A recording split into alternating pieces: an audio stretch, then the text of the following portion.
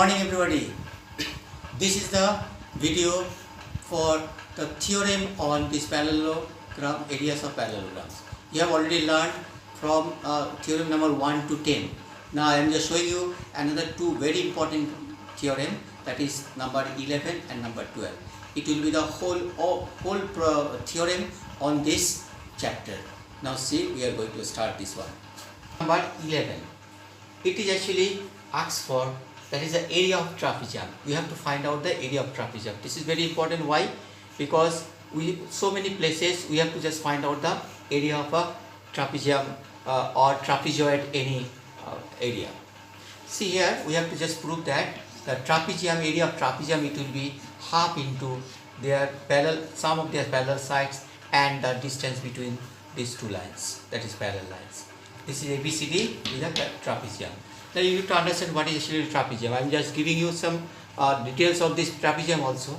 Any quadrilateral whose one pair opposite sides are parallel, another pair non-parallel. So here ABCD is a trapezium whose AB parallel to DC.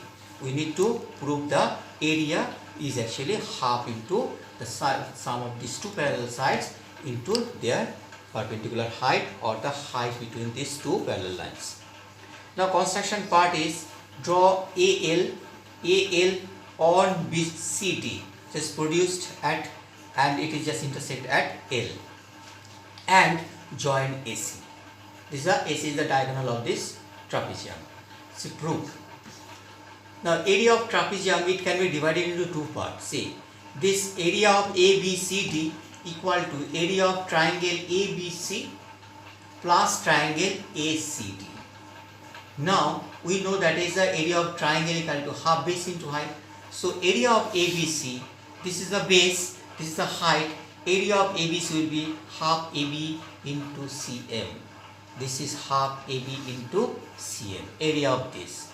Now the area of this is ACD. It will be, this is the base and this is the perpendicular, that is the height. This is actually half base into DC into AL. So DC into AL means AL and CM are actually the distance, perpendicular distance between these two parallel lines, they will be same. So just take this is H. So we can tell that is the CM equal to AL. Now put this CM equal to AL, that is AL, this CM. Now we are just putting this as H as this is CM and this is also H. Half H is taken common from these two terms. This is remaining AB plus DC, and here is actually the area of this. So therefore we can tell that is area of a trapezium, it will be half into sum of the parallel sides into the distance between. Theorem number 12. It actually tells we have to find out the areas of a rhombus. This is also very important one, because in our that is a practical field, we need to find out any area of the rhombus so many times. See here, ABCD is a rhombus. We need to understand first what is actually rhombus. This is a parallelogram. ABCD is a parallelogram whose all sides are equal. That is actually called a rhombus.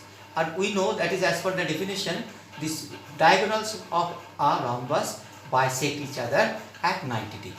So this is actually the definition of rhombus. That is AC and BD are two diagonals. It is intersecting at O. That is, this is actually bisects each other at 90 degrees. So we need to prove, we need to find out the area of the rhombus. Now once again, see, this is as per this definition, this is perpendicular, BD is perpendicular on AC, that is OB is perpendicular on AC, and DO is also perpendicular on AC. So we can also just divide this rhombus into two parts. That is area of rhombus ABCD, it will be, this is area of triangle ABC and area of triangle ADC. This is the whole area of the rhombus.